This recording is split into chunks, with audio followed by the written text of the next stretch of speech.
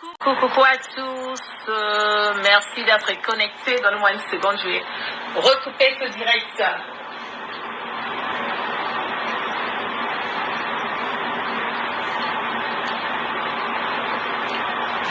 Merci d'être connecté avec moi ce matin, ce soir, dépendant de votre position géographique.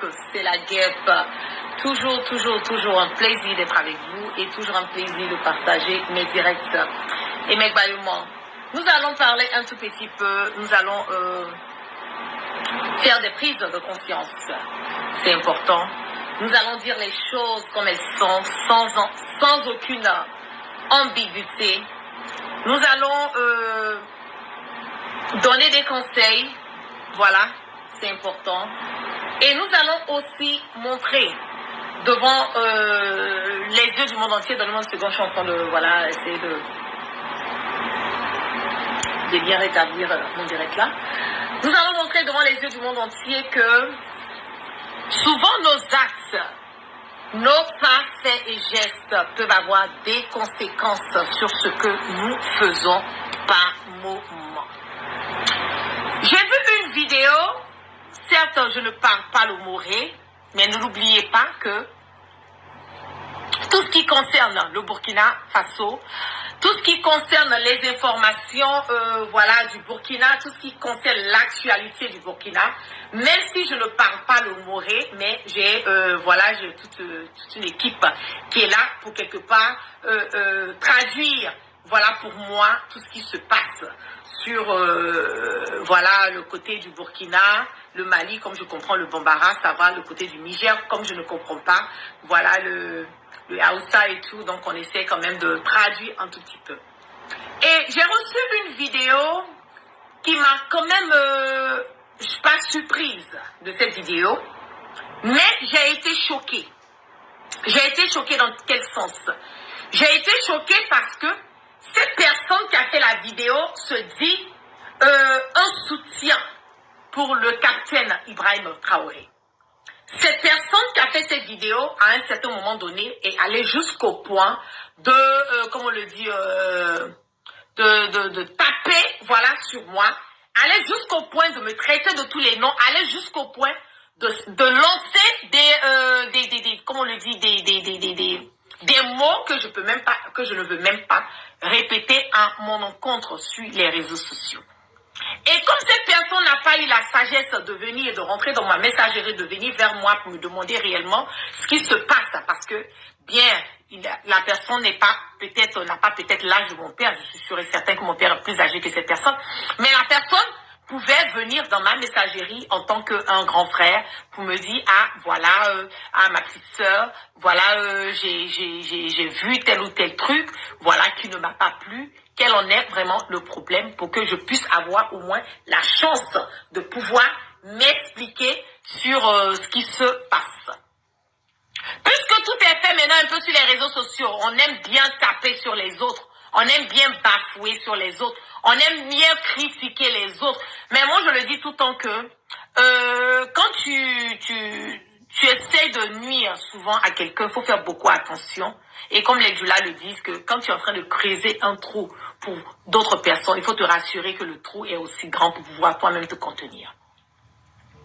Ce direct d'aujourd'hui n'est pas un direct parce que c'est un clash, non, loin de là. Moi, je ne fais pas les clashs pour les personnes qui me connaissent sur les réseaux sociaux.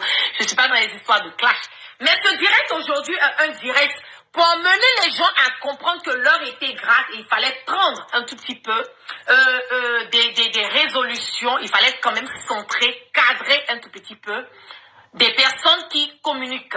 Voilà pour le capitaine Ibrahim Traoré, et surtout cadré dans le sens où il ne faut pas qu'il y ait une fissure sur le volet social, parce que le Burkina Faso est un pays qui a beaucoup d'ethnies. Moi, je peux même pas citer. Il y a les Moussi, il y a les Bissa, il y a le Grunsi, si je me trompe pas. Il y a tellement d'ethnies que on ne peut pas citer. Et c'est toutes ces combinaisons aujourd'hui qui fait le peuple burkinabé. Et pour moi, quand je suis au Burkina, je ne regarde pas les ethnies. Pour moi, c'est pas... Moi, je ne cherche même pas à connaître voilà, les ethnies. Pour moi, c'est tout simplement le Burkina Faso, voilà, la terre des hommes intègres. Je vais laisser tout le monde regarder ce petit extrait et nous allons continuer. La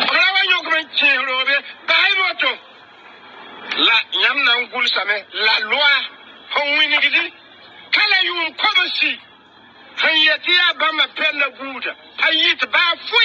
gouvernement, même simple que le Sama. On va réécouter encore. La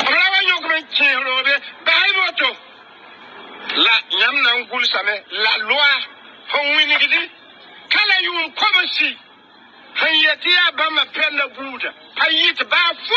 gouvernement, même simple que le Sama.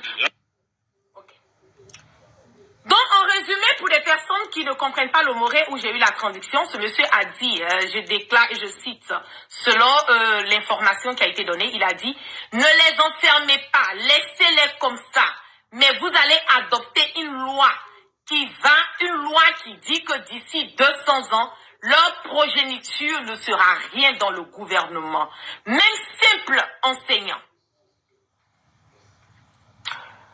Pour moi, c'est grave.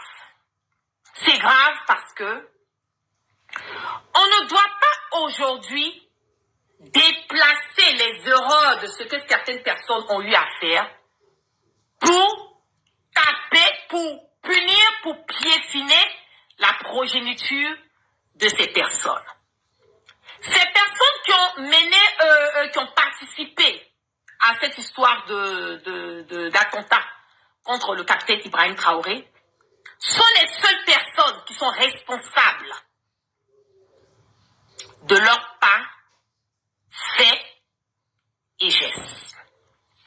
Je vois un qui dit tu enfonces encore le clou. C'est pas enfoncer le clou. Quand c'est les autres, vous aimez bien critiquer, mais quand c'est vous qui êtes en erreur, qu'on vient mettre là, qu'on essaie de faire on essaie d'attirer votre attention là-dessus, vous trouvez que c'est enfoncer le clou. C'est loin d'enfoncer le clou, c'est dire la vérité. Et je l'ai dit, cette vérité, que vous le voulez ou pas, que vous acceptez ou pas, cette vérité sera toujours dite.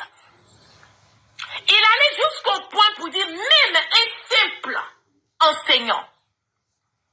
Pour les personnes qui ne le savent pas, moi je suis dans le corps de l'éducation, donc je me sens quelque part tapée là-dessus. Aujourd'hui, l'enseignement est la clé. L'enseignement est le cordon ombilical. L'enseignement est quelque part, c'est que nous ayons des ministres, que nous ayons des présidents, que nous ayons des médecins, des docteurs, que nous ayons des avocats, que nous ayons des, comment on appelle, n'importe quel grade ou bien n'importe quel statut dans la société. La première des choses importantes là, c'est l'éducation. L'éducation, c'est la base. Sans l'éducation, on n'aura pas toutes ces personnes qui seront à la tête de nos différents États. Pour lui de sortir et insulter quelque part les enseignants, j'étais choquée. J'étais choquée.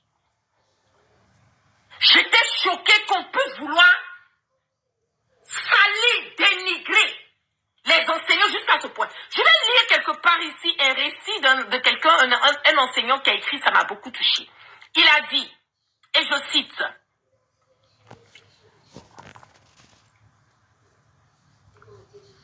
ok, constitue une grave dérive verbale, une stigmatisation assumée et un mépris inacceptable à l'endroit des enseignants. Comme si cette atteinte à la dignité ne suffisait pas, certains internautes et activistes avaient poussé l'indignité plus loin encore en s'attaquant à l'apparence physique et vestimentaire des enseignants. Les tournant en dérision à travers des expressions aussi méprisantes que chaussures inclinées ou perruques ménopausées. J'étais choquée. J'étais choquée. Ces moqueries d'une violence symbolique rare visent à rabaisser, déshumaniser et fragiliser moralement un corps professionnel déjà éprouvé par des conditions de travail difficiles. attaques répétées trahissent une méconnaissance volontaire ou non du rôle central de l'enseignement dans la construction de la nation. L'enseignant est le socle de l'école, le formateur des cadres, le transmetteur des valeurs civiques et républicaines. Sa valeur ne se meurt ni à son habillement et ni à son apparence, mais à la noblesse de sa mission et à son engagement.